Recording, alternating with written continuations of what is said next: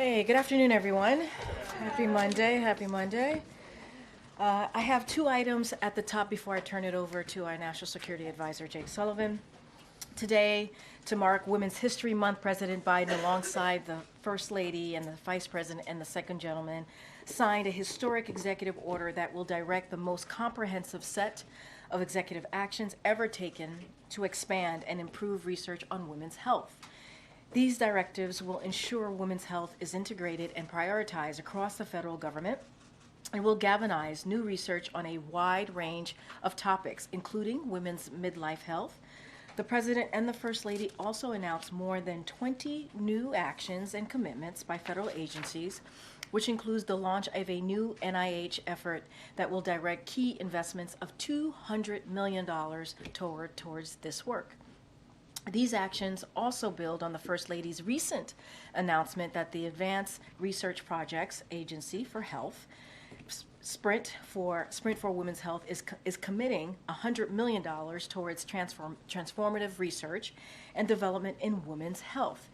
In his State of the Union address, the President called on Congress to invest $12 billion in new funding for women's health research, and he laid out his bold vision for transforming women's health research.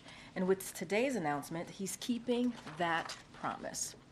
Now, second, today the White House Office of Public Engagement will convene a roundtable on President Biden's efforts to support Black men's health. This event will be moderated by Sharice Jones of USA Today and features actors Courtney B. Vance and Lamont Rucker, recording artist Raheem Devon, licensed psychologist Dr. Robin L. Smith, and public health analyst from the Substance Abuse and Mental Health Services Administration, Dr. Walker Tisdale. Since the start of his administration, President Biden has prioritized tackling the mental health crisis. In 2022, he released a comprehensive mental health strategy designed to strengthen system capacity, connect more people to care, and create healthier environments. To support this work and help advance how we transform mental health in the United States, the Biden-Harris administration launched 988 hotline, expanded community mental health centers, established new centers of excellence to help promote mental health. The Biden-Harris administration has and will continue to invest critical resources to expand mental health and substance use support to Americans, including through President Biden's proposed budget for fiscal year 2025. And with that, I'm going to turn it over to our National Security Advisor, Jake Sullivan, who has an update on the Middle East region.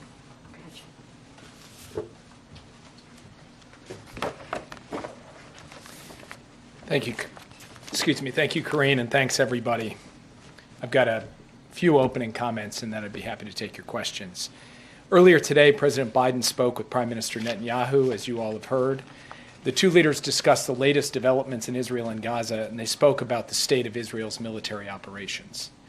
The president emphasized his bone-deep commitment to ensuring the long-term security of Israel, and he affirmed, as he did in the State of the Union, that Israel has a right to go after Hamas, the perpetrators of the worst massacre of the Jewish people since the Holocaust.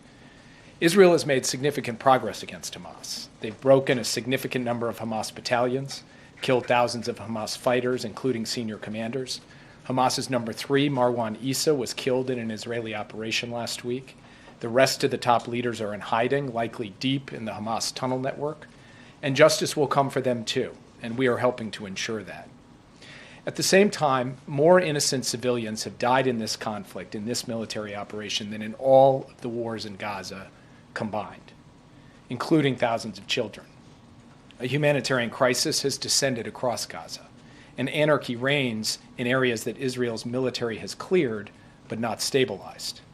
When the president visited Israel on October 18th, the first U.S. president to make a wartime visit to Israel, I might add, he said both privately and publicly that the United States has learned a vital lesson over the course of several wars. A military plan cannot succeed without an integrated humanitarian plan and political plan. And the president has repeatedly made the point that continuing military operations need to be connected to a clear strategic endgame. The president told the prime minister again today that we share the goal of defeating Hamas, but we just believe you need a coherent and sustainable strategy to make that happen. Now, Instead of pause to reevaluate where things stand in the campaign and what adjustments are needed to achieve long-term success. Instead of a focus on stabilizing the areas of Gaza that Israel has cleared so that Hamas does not regenerate and retake territory that Israel has already cleared, the Israeli government is now talking about launching a major military operation in Rafah. The President and the Prime Minister spoke at length about Rafah today. The President explained why he is so deeply concerned about the prospect of Israel conducting major military operations in Rafah of the kind it conducted in Gaza City and Khan Yunis. First, more than 1 million people have taken refuge in Rafah. They went from Gaza City to Khan Yunis and then to Rafah. And they have nowhere else to go. Gaza's other major cities have largely been destroyed. And Israel has not presented us or the world with a plan for how or where they would safely move those civilians, let alone feed and house them and ensure access to basic things like sanitation. Second, Rafah is a primary entry point for humanitarian assistance into Gaza from Egypt and from Israel. An invasion would shut that down, or at least put it at grave risk, right at the moment when it is most sorely needed. Third, Rafah is on the border with Egypt, which has voiced its deep alarm over a major military operation there, and has even raised questions about its future relationship with Israel as a result of any impending military operation. Now, the President has rejected, and did again today, the straw man that raising questions about Rafah is the same as raising questions about defeating Hamas. That's just nonsense. Our position is that Hamas should not be allowed a safe haven in Rafah or anywhere else. But a major ground operation there would be a mistake. It would lead to more innocent civilian deaths, worsen the already dire humanitarian crisis, deepen the anarchy in Gaza, and further isolate Israel internationally. More importantly, the key goals Israel wants to achieve in Rafah can be done by other means. On the call today, President Biden asked the Prime Minister to send a senior interagency team composed of military, intelligence, and humanitarian officials to Washington in the coming days to hear U.S. concerns about Israel's current Rafah planning and to lay out an alternative approach that would target key Hamas elements in Rafah and secure the Egypt-Gaza border without a major ground invasion. The Prime Minister agreed that he would send a team. Obviously, he has his own point of view on a Rafah operation, but he agreed that he would send a team to Washington to have this discussion and have this engagement. And we look forward to those discussions.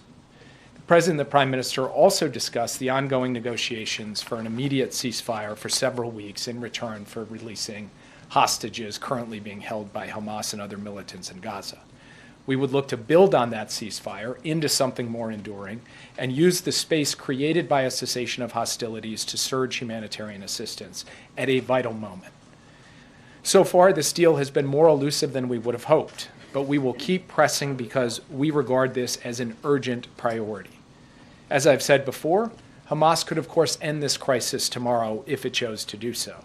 And as I've said before, far too little of the energy and the pressure to end this conflict has been applied to Hamas. We will keep pointing that out.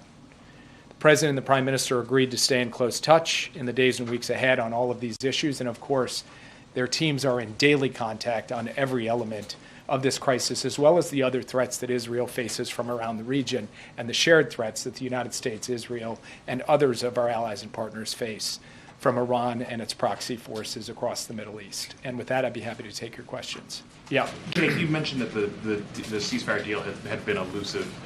Understand that Hamas put a proposal forward. Is that still what you guys are working with, and is that still a live option at this point? Hamas has put a proposal on the table. This is after Israel, working with Qatar, Egypt, and the United States, had indicated a willingness to move forward on a 6-week ceasefire in return for the release of a number of hostages, leading to further phases from there, and Hamas having given us nothing for quite some time. And the last time I stood at this podium, I pointed out something I believe today. If Hamas just handed over the elderly, the women, and the wounded tomorrow, there would be a 6-week ceasefire. They've put a proposal on the table where they've added a series of other conditions as well. Now, the Israeli government has responded by saying they can't just accept that. They regard some of those conditions as going too far, but that's what a negotiation is about. So as we speak today, in Qatar, you have teams from Israel, Qatar, and Egypt sitting down and banging through those details to try to arrive at an outcome over the next few days where there is actually a deal. And we believe that those discussions are very live, that a deal is possible, that we should be able to achieve it, and that it is the best way both to get hostages home and to alleviate the suffering of the civilians in Gaza. And from our perspective, we, the United States, are going to keep pushing on that, and the President had the opportunity to discuss that with the Prime Minister today. And Jake, why did the President feel that this was an appropriate time for this delegation to come from Israel, and why did he feel that these conversations would succeed in ways that your outreach to the Israeli government have not previously? Look, this is the natural evolution of a discussion between partners. We've had many discussions at many different levels between our military, our intelligence, our diplomats, our humanitarian experts, but we have not yet had the opportunity to have an all-encompassing, comprehensive, integrated, strategic discussion about how to achieve two things. One, the ultimate defeat of Hamas, and two, the protection of civilians and the stabilization of Gaza in a way that will lead to the long-term security of Israel, as well as the protection of innocent human life that is in Gaza. So from the President's perspective, we've arrived at a point where each side has been making clear to the other its perspective, its view, and now we really need to get down to brass tacks and have the chance for a delegation from each side on an integrated basis, everyone sitting around the same table, talking through the way forward. And from the U.S. perspective, this is not a question of defeating Hamas. And anytime I hear an argument that says, if you don't smash into Rafah, you can't defeat Hamas, I say that is a straw man. Our view is that there are ways for Israel to prevail in this conflict, to secure its long-term future, to end the terror threat from Gaza, and not smash into Rafah. That's what we're going to present in this integrated way when this team comes. We'll have it back and forth, and we'll let you know how that unfolds as we go forward. Yeah. Can you describe the tone of the call? There have been reports that they can be very tense, that they have ended abruptly. Can you sort of characterize what the tone was?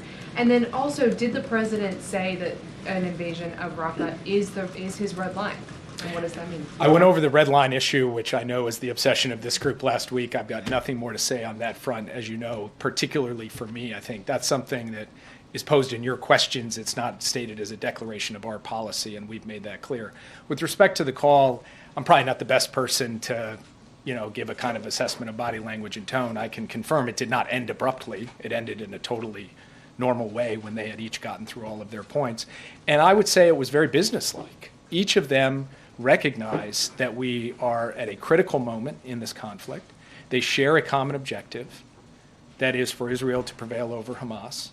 And they have a different perspective on this operation in Rafah, and they went into some detail on that and had the opportunity really to elaborate each of their respective views in a full-throated way, in the way they always do when President Biden and Prime Minister Netanyahu talk. So in that sense, I would say this call was much like previous calls that the two of them have had. They each agreed to have the teams get together, and then they agreed that the two of them would stay in touch as we go forward. Yeah. Thank you, Jake. The deadline for Israel to comply with the National Security Memorandum 20 is coming up on Sunday. Has Israel responded in writing? So first, when you say to comply, what they have to do by Sunday is just provide credible and reliable assurances that they will abide by their international obligations, not obligations we've imposed upon them, but obligations they have freely accepted with respect to international humanitarian law, which of course includes not arbitrarily impeding the flow of humanitarian assistance where they can control that. So I cannot tell you today or confirm today that they have provided that. Obviously, as you said, they have several more days before they have to do so, and we anticipate that they will. And then on a related note, Jake, on March 1st, President Biden said that he was going to insist that Israel facilitate more trucks and more routes to get more people the help they need.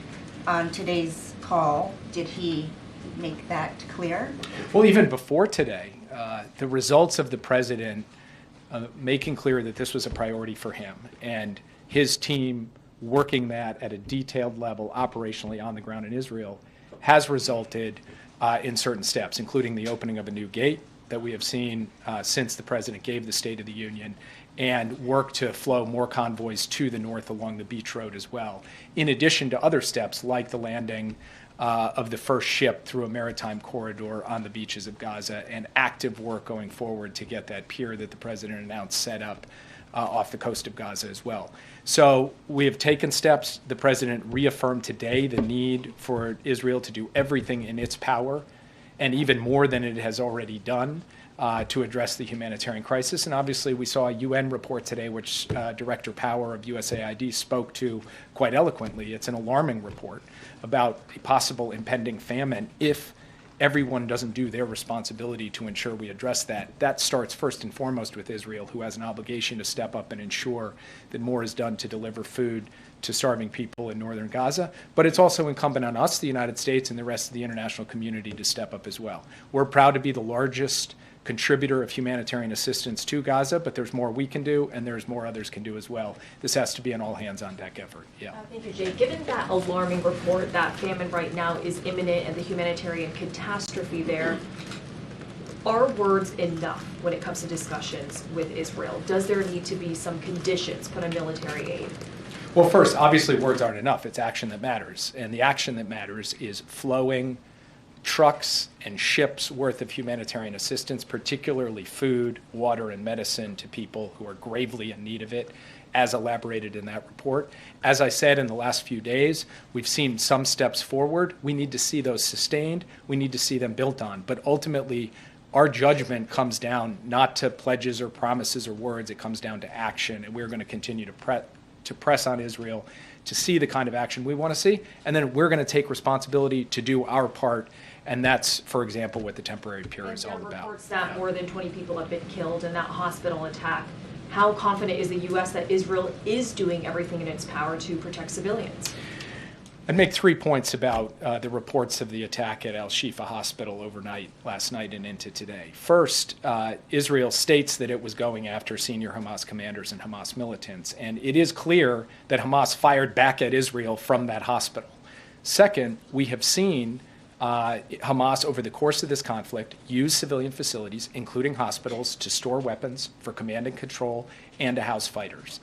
And that places an added burden on Israel that very few militaries have to deal with: an entrenched insurgency, a terrorist group using the shield of civilian institutions to protect themselves during a fight, rather than meeting Israel on some open field of battle. And then third, it also tells us something else that of some concern that I spoke to in my opening comments. Israel cleared Shifa once. Hamas came back into Shifa, which raises questions about how to ensure a sustainable campaign against Hamas so that it cannot regenerate, cannot retake territory. And from our perspective, it is connecting Israel's objective to a sustainable strategy that is the vital thing we need to focus on right now, rather than have Israel go smash into Rafah. And that is what the president talked to the prime minister about today. Yeah. During the call, did the president threaten at any point to withhold military aid to Israel if Israel moves into Rafah or a famine does ensue in Gaza? The president didn't make threats. What the president said today was, I want you to understand, Mr. Prime Minister, exactly where I am on this. I am for the defeat of Hamas. I believe that they are an evil terrorist group with not just Israeli but American blood on their hands. At the same time, I believe that to get to that, you need a strategy that works. And that strategy should not involve a major military operation that puts thousands and thousands of lives, civilian, innocent lives, at risk in Rafah. There is a better way. Send your team to Washington. Let's talk about it. We'll lay out for you what we believe is a better way, and I will leave it at that. And did they talk about Senator Schumer's call for new elections, and what did the president say about that? So the prime minister did raise his concerns about a variety of things that have come out in the American press. I'm not going to talk specifically about any one of them because I want to, let the prime minister speak for himself and also protect the discretion of the call. And I will just say that from President Biden's perspective, this is not a question of politics. It's not a question of public statements. It's a question of policy and strategy. That's what he's focused on. That's what he was focused on in the call. Yeah. Can you give us any detail on the timing of this meeting here in Washington? Is that in the coming days and weeks? And is it your expectation, or did Israel commit to not proceeding with any Rafah invasion until that meeting takes place? Or is that unclear? We have every expectation that they're not going to proceed with a major military operation in Rafah until we have that conversation. And they talked about, as soon as the end of this week, it could be the beginning of next week. They have not fixed a particular date because each side needs to prepare effectively, but within that time frame, not a longer time frame. Sorry, just to clarify, that's your expectation, or did they explicitly commit on the call to not proceeding with the Rafah operation? I'm not going to put words in their mouth on this. I don't want to do that. You can ask them, but I think you will find that when asked, they will indicate to you that they're not going to go ahead with this before we've sat down and talked this all through. Yeah. Vladimir Putin in a press conference spoke about a possible Navalny prisoner swap. He claimed they'd agreed to exchange Navalny for prisoners in the West on the condition that Navalny never come back to Russia. Can you speak to this? Was there any plan in place? We have spoken to Russian officials over the course of months and years with respect to American detainees who are unjustly being held in Russia. We have not heard a Russian official raise Navalny as part of a prisoner swap in any of those conversations. So if this is something they were interested in, it certainly sounds like they're coming to it quite late. In fact, too late, obviously, since he's no longer alive, because we did not hear that from them before. Yeah. Thanks, Jake. Prime Minister Netanyahu was on CNN yesterday. He talked about having the support of the majority of the Israeli people for his policies, including going into Rafah. Is there more that the administration, the U.S. administration, needs to do to speak to the Israeli people directly so that they don't support this idea of going into Rafah now? Well, first of all, inherent in the question is a kind of an interesting irony, which is you have the Prime Minister speaking on American television about his concerns about Americans interfering in Israeli politics, and then your question is, should Americans be speaking into Israeli politics, which in fact we don't do nearly as much as they speak into ours. But that's not a constructive answer to your question, it's just an observation. In answer to your question, again, as I said before, from the President's perspective, this isn't really about politics or public opinion or public statements. This is about policy and strategy. And so the President's not focused on what's popular, what's not popular, how do you shape public opinion. He's interested in how do we get to the right result. And the right result is the enduring defeat of Hamas, a two-state solution that has a secure Israel and a Palestinian state that vindicates the aspirations of the Palestinian people, and a broader normalization of relations so that Israel also has peace with all of its Arab neighbors.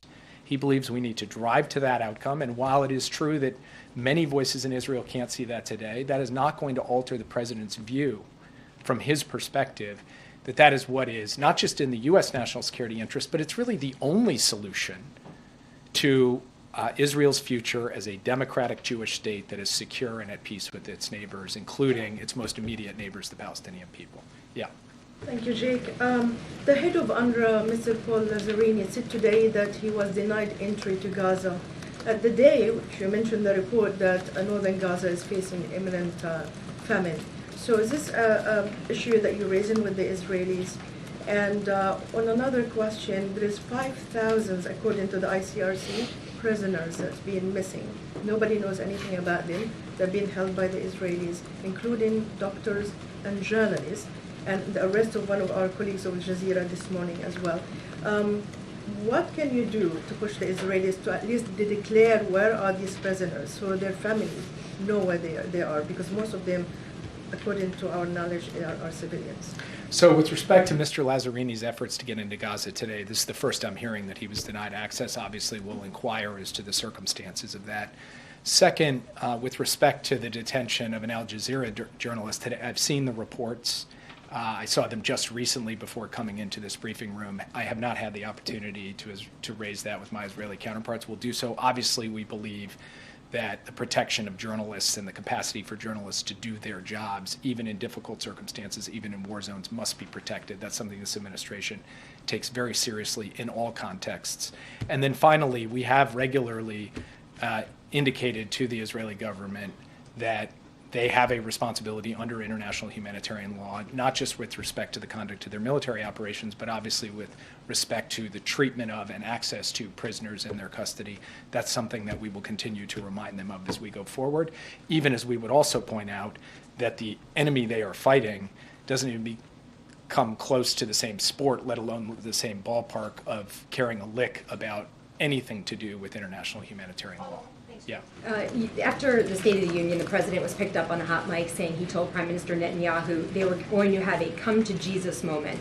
Given what you've said about their conversation today on the Rafah operation, was that this conversation today? I'm not going to characterize that on behalf of the president. I will just describe what happened in the conversation as I've done here today, and I'll let you all draw your own conclusions. Yeah. On the call at all? No comment.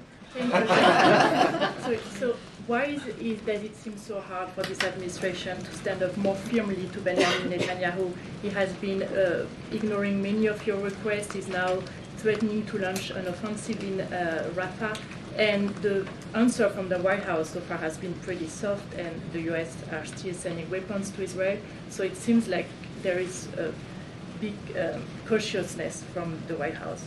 That seems more like a statement than a question. Yeah. I have another question on President Macron. What do you make of his position becoming more hawkish and saying that he might send troops, not excluding the fact that he might send troops to Ukraine? I can't speak for President Macron. Obviously, he continues to make his points publicly, and obviously he has every right to do that. We've made our position clear, which is that we're not intending to send U.S. troops to Ukraine. President Biden actually reiterated that before the American people in the State of the Union, and we haven't wavered from that position. We're not wavering from it today. Yeah. Can you talk a bit about Niger? Niger yesterday suspended security cooperation with the U.S. Do you have any reaction? I think some of the things that they are saying is the U.S. Doesn't really approach them in the right way. They come with this arrogance, which is almost like a form of humiliation for the Biden administration. Do you have any reaction to the suspension of the security agreement with Niger? Well, you've seen what we've said on this subject, which is that we've seen the Facebook post from the CNSP, came out Saturday night. We're in touch with them. This obviously follows discussions we had with them about our concerns with their trajectory, and I'll leave it at that because those discussions with the authorities in Niger is ongoing. Yeah. Thank you so much. Coming back to Israel and the humanitarian situation in Gaza, we have now 1 million people faced with the risk of starvation, and aid is not getting in at the levels necessary to help those people. Who's responsible for that? And during this call, was there any kind of commitment from the part of the Israeli Prime Minister to let more aid come into Gaza? The Prime Minister indicated that he intends to push his government to have more aid come into Israel, but as I said to an earlier question, the issue is not statements or representations, it's action. It's whether more aid gets in. We've seen certain things over the past few days that represent steps forward, including the opening of this new gate, including other convoys that have gotten to the north, including throughput through Kerem Shalom and Rafah. But we've seen that before, and then numbers have dipped for a variety of reasons. Some to do with just the difficulty of moving aid around Gaza once it gets inside, as we've seen in tragic circumstances. And from our perspective, the key thing is that we need to flood the zone. We need to use every tool at our disposal, every land route, every possible number of trucks, as well as sea routes, as well as airdrops to get as much aid in as possible. Israel has a responsibility in this regard to facilitate the aid, and they can do more. The international community, including the United States, has a responsibility as well.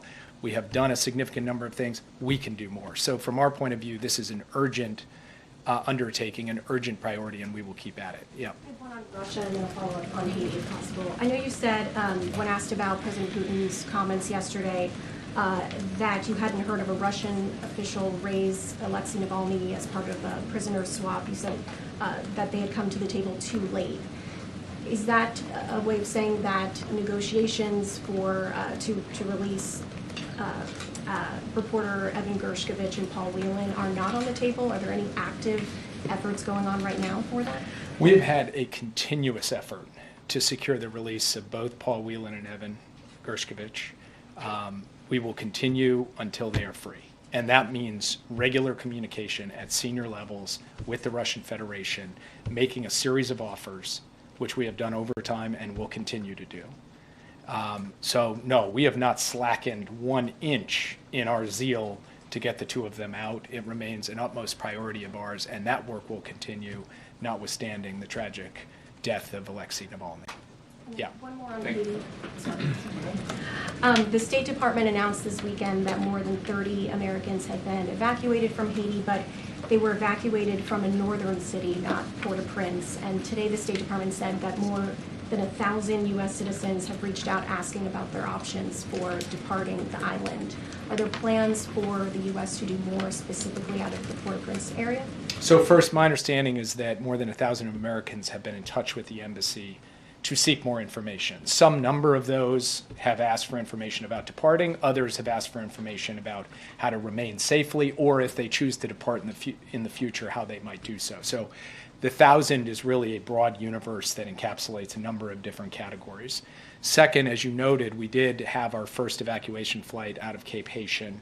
More than 30 U.S. citizens were on it, and we will look to continue to operate out of Cape Haitian for people to be able to leave from there. And then third, of course, if we determine that there is a secure way to move American citizens who want to leave Haiti out of the Port-au-Prince airport or out of some other route, we will do so. There's active planning for that. There's active analysis of the risks of doing so, but we will stay in close touch with every American citizen who wants to be in touch with us in Haiti and continue to look for options to ensure their safe passage out of the country should they choose to leave. Yeah. Why did President Biden wait so long? Why did he let 32 days pass between phone calls with Prime Minister Netanyahu? Well, so first of all, our teams are in contact every single day at every level. President Biden gets a daily, twice daily, sometimes 9 times daily update on what is going on. And he reserves his calls for the Prime Minister for when he believes there's a key strategic moment that needs to come forward. That's point one. Point two, Prime Minister, of course, knows how to reach President Biden. If the Prime Minister felt he needed the President for some reason, he would have picked up the phone and called. And of course, in the last 32 days, President Biden has never declined a phone call from Prime Minister Netanyahu. So this is pretty much the normal give and take of two leaders, both operating their governments, both operating their foreign policies, both working with their teams. And then at a key inflection point in the dialogue between the two sides coming together and talking. I wouldn't make more of it than that. And there's a report that when President Biden was told his handling of the war between Israel and Hamas was starting to affect his poll numbers, the quote is, he began to shout and swear. So when he does that, is he shouting and swearing about Netanyahu or about Hamas or about his poll numbers? This is the when did you stop beating your spouse question, because I don't think he ever did that. And so, well, you use that as the premise of your question, which is when he does that. I've never seen him do that, shout or swear in response to that. So from my perspective, that particular report is not correct. Yeah. What can you tell us about this temporary pier, the timeline for it, how it's going to be secured, how soon aid may be available to those sea routes you're talking about? So CENTCOM can go into the operational details on it. What I can tell you is that our original timeline, extended out something like 45 to 60 days to have it fully in place. We're hoping to beat that if possible, because we're moving heaven and earth to get, all of the complex logistics associated with it fully integrated into the pipeline for aid going into Gaza. And ultimately, it will be a scenario where CENTCOM assets move the pier off the coast, and then it will be IDF assets who actually secure it so that there are no U.S. boots on the ground in Gaza. But that effort is very much underway. The CENTCOM commander feels good about the progress we are making, and that he will be able to move this on an expedited basis based on the original timelines that he provided. Just one more question. Yeah. Jake, do you have any reaction to Russian President Putin's victory? He will be president until 2030. Do you accept the result and his victory? Well, first, nothing about the election outcome was unpredictable, because Putin had closed the political space, had locked up political opponents. Some of his political opponents had tragically died. And so there was nothing free or fair about this election, and the outcome was preordained. Second, the reality is that President Putin is the president of Russia. We've had to deal with that reality throughout the war in Ukraine, throughout the other aggression Russia has undertaken, throughout the other steps contrary to U.S. national interest that we have seen from this president and from the Russian Federation under his leadership. And we will continue to deal with that reality. But that reality doesn't deny the fact that this election was not something that met any kind of benchmark of being free or fair. Thank you all. Thank you so much, Jake. Thank you, Jake. All right, Chris. So I have a question about budget discussions over the weekend. Why did the White House reject the plans that were taking shape over the weekend for the Homeland Security budget? And what do you want to make sure gets included in the final legislation? And last thing, how close are you at this point, do you think? So, look, I'm not going to talk about reporting regarding ongoing negotiations. Going to be super careful talking from the podium here. One thing that I will make clear is that, DHS needs a bill that adequately funds operational pace, right? And we have seen during this past fiscal year, and that is what the administration is fighting for. We want to make sure that they have the operational funding to do the job that they need to be doing. And that is what I can say. And I want to also add is, let's not forget the past 10 months here. DHS has removed and returned more people than during every fiscal year since 2013. So they have maximized their operations. They have done the work to do what they can at the funding levels that they currently are operating in. And we want to do everything that we can to make sure that they have that operational pace. So I'm not going to get into negotiations from here. So it sounds like we're talking about the issue is a dollar figure. The White House wants more money than being offered. Just going to be super mindful and not negotiate from the podium. But obviously, we believe that DHS needs additional funding. We've always said that to deal with the security operations and much more that we're dealing with at the border, obviously, and just more broadly, all the work that the DHS has to do on behalf of the American people. There's been progress today or anything. Look, negotiations continue, and we are focused certainly on reaching an agreement. As you know, the shutdown is set for this coming Friday, and we want to certainly get to a place where we have, again, DHS has what it needs to have continue the operational pace that they've been having. Okay. Thanks, Karine. As the Supreme Court considers the case about social media, disinformation, misinformation, can you talk about what the administration believes is at stake in this case? I'm going to be super mindful. It's an ongoing case. I'm just not going to comment. Would have to refer you to Department of Justice. We've been pretty consistent on this over the past year or so, so I'm just going to be really mindful on that. And then I have a leftover Israel-Hamas question, Yeah, sure. because over the weekend the president talked about the importance of the freedom of the press. Yeah. He toasted them at the Gridiron dinner.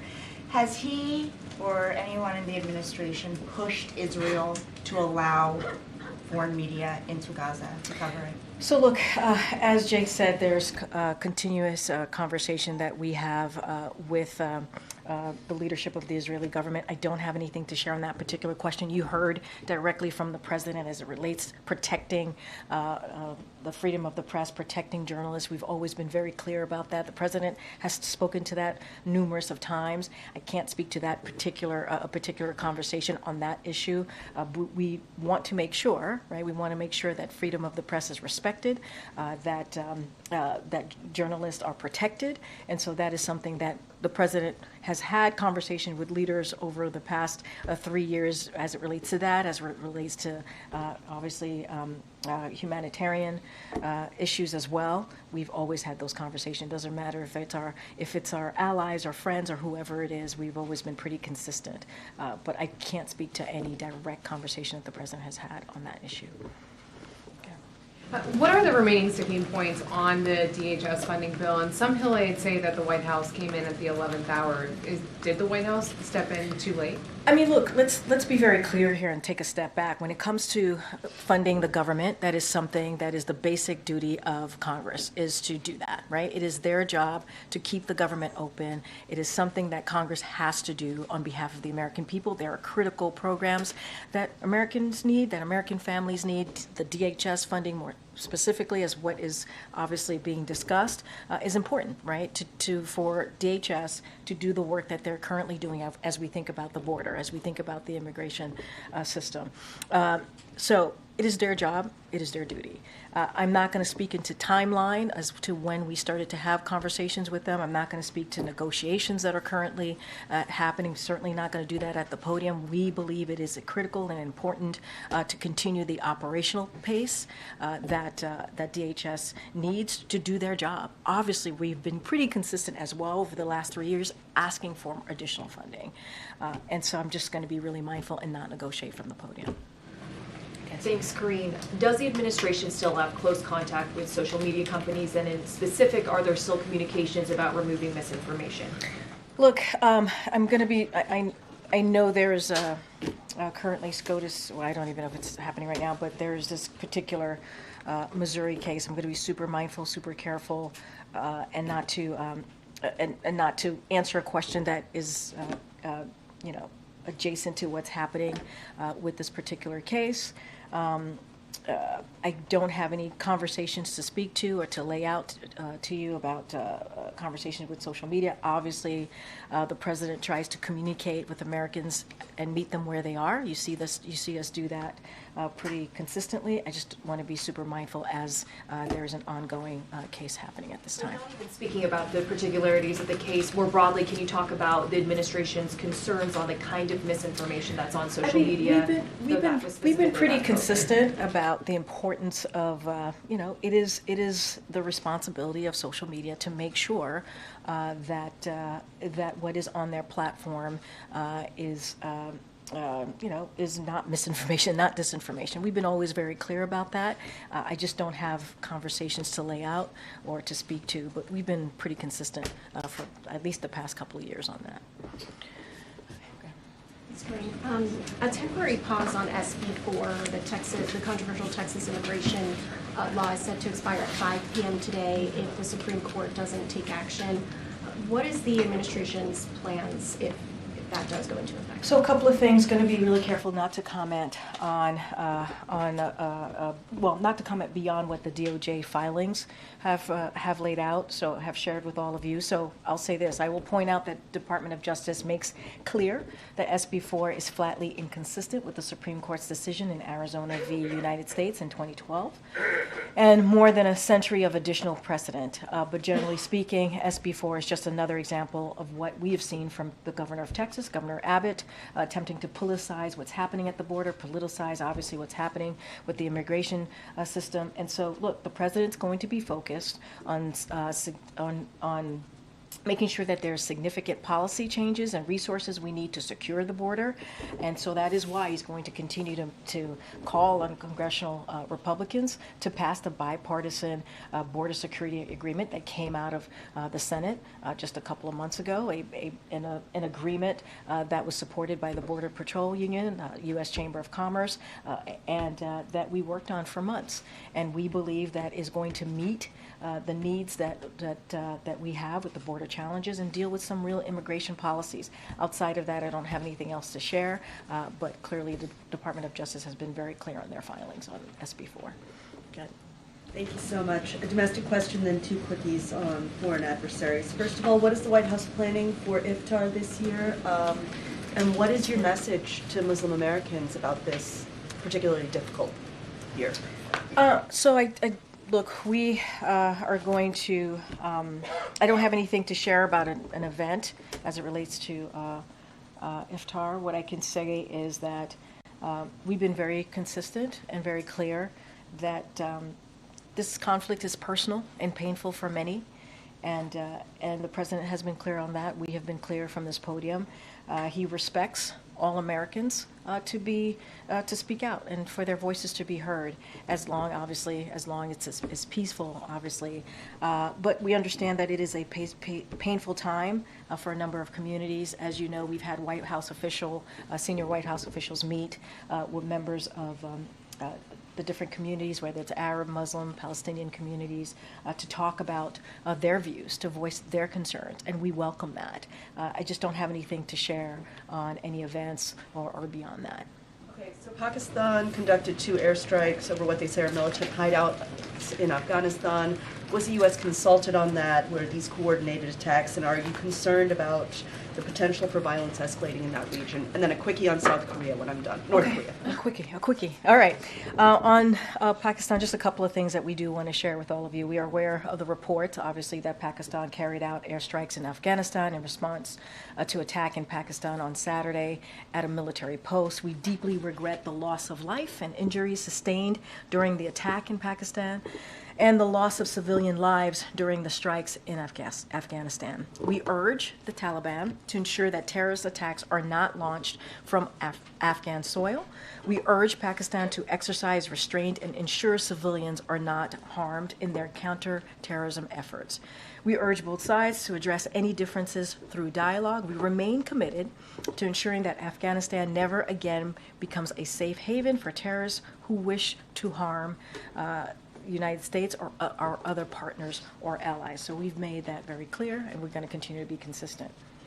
South Korean reports that North Korea sent 7,000 containers of munitions to Russia, and if so, what are the consequences of that? So I don't have anything, I have not seen those reports, so don't have anything to share on that. I want to be really mindful and careful on that one. Okay. Thank you. Can you give us an update on the President's review of the China tariffs, whether that's nearing a decision point? You guys ask that question all the time, which I appreciate. Don't have anything to share at this time on that. Pivoting to the United Health PAC, I'm wondering if you can give us the latest of the administration's view on whether that is nearing a resolution or if you're still in the thick of it, and whether it's possible to say whether you know yet whether American health data has been compromised by this hack. So I would have to refer you to HHS. I've seen the reporting, obviously, on this. Just don't have anything for you at this time beyond the reporting. Okay. I was just wondering if you could comment on the Russian elections and whether see Putin as a legitimately elected president. Well, I think Jake Sullivan did a very good job speaking to this, and one of the things that he did say, obviously, Mr. Putin is the leader of Russia. He spoke to this extensively. The results obviously also were predetermined. No one is shocked by the results coming out of the elections there. I just don't have to add anything to add beyond what Jake Sullivan laid out pretty well here. Thanks, Karine. Technically, is it still possible to avoid a shutdown given the 72-hour review window that has to happen? Look, I think we have to be hopeful. This is obviously an administration that is hopeful and hopes that Congress gets to the bottom of this and gets to a point where we keep the government open. It is, again, their basic duty to do so. As you know, there's negotiations I've been asked about with the DHS. I'm not going to speak to them from here, but this is important. It's critical that we keep the government open. It's not just DHS. There's numbers of other programs that Americans need that we have to continue, and so this needs to get done. On the Israeli delegation that's coming, do we have a sense at this point of who is going to be leading that from their side or from the U.S. side? I don't have anything more to share on that. Obviously, as we get to a point where we're able to share information on that, when that meeting's going to happen, who will be part of that meeting, we'll have more to share. I just don't have anything, any further details than what Jake shared from here earlier. And is it fair to understand from the detailed engagement that Biden is having with Netanyahu and with his government that this means that President Biden feels that the government is legitimate and should continue, and that engagement with them can bear more fruit than it has in the past? Say that legitimate. That Netanyahu's government is legitimate, that he still views him as legitimate leader, and that his appeals to him. I mean, let's be clear. That is up to. Bibi Netanyahu is the Prime Minister of Israel. That is something that we know, right? That is something that is fact.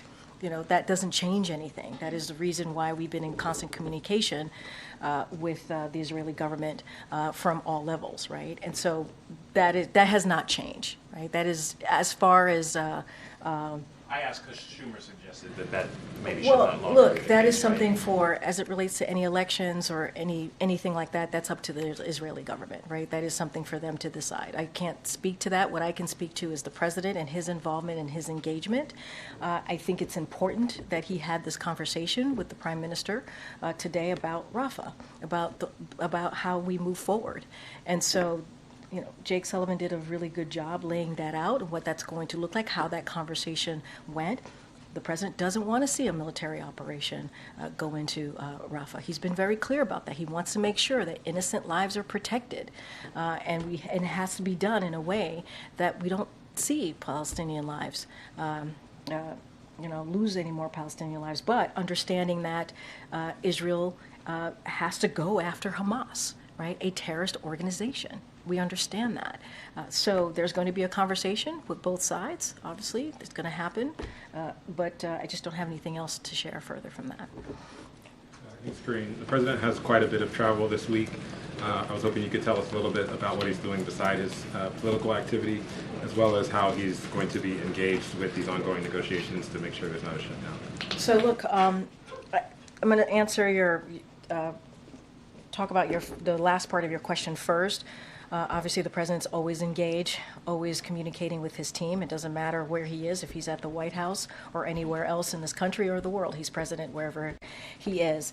So I'll say that at the top. The president's going to be going to Reno and Las Vegas tomorrow. In Reno, he will participate in a campaign event. So obviously, I will refer you to the campaign for more details on that particular event. In Las Vegas, he will deliver remarks on lowering costs for American families, which is the priority as it relates to his economic plan on behalf of the American people. On Wednesday, the president will be in Phoenix and will deliver remarks on investing in America agenda. This is part of a busy travel schedule following the State of the Union, where the president is hitting the road, meeting Americans, talking to them directly about how he sees his vision, how he sees the future of this country for obviously the American people. We'll certainly have more details to share. The specifics on the political parts of the trip, I would refer to the campaign. There's one more question. Next week, the president is going to be going up to New York, meeting with former President Obama and former President Clinton. It's a campaign event, but there's a report that came out today about President Biden's relationship with President Obama, indicating that there might be some jealousy involved. I was wondering if you could speak to that. Let's be very clear. The two presidents, President Obama and President Biden, have a very good relationship. You all have seen it over the past several years. They're like family to each other, and I'm just not going to speak to reporting that we don't believe to be true. Thank you so much. Another foreign policy question. On Saturday, Niger decided to cut all military ties with the United States. Can you maybe explain what led to this decision, and how concerned are you that Niger is now one of these African countries seeking military cooperation with Russia instead of the United States? So a couple things. Jake spoke to this when he was here not moments ago.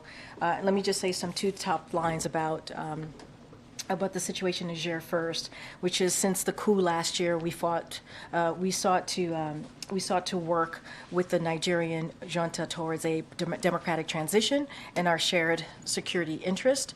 Last week, Assistant Secretary Fee, General Langley, and Assistant Secretary of Defense Wallander were in Niamey for frank conversation with the CNSP to explore how we can chart a common path forward and our concerns about the lack of progress towards a democratic transition and operational consideration for us to maintain a long-term security partnership as it relates to Russia, the Russian Federation's repeated violations of international law, to include its illegal invasion and ongoing war of aggression in Ukraine, represent a clear threat to the rule-based international system. So we are closely monitoring the Russian defense activities closely, obviously, in order to assess and mitigate potential risks to U.S. personnel, interest, and assets. And so that is how we are looking at that relationship in particular. Okay.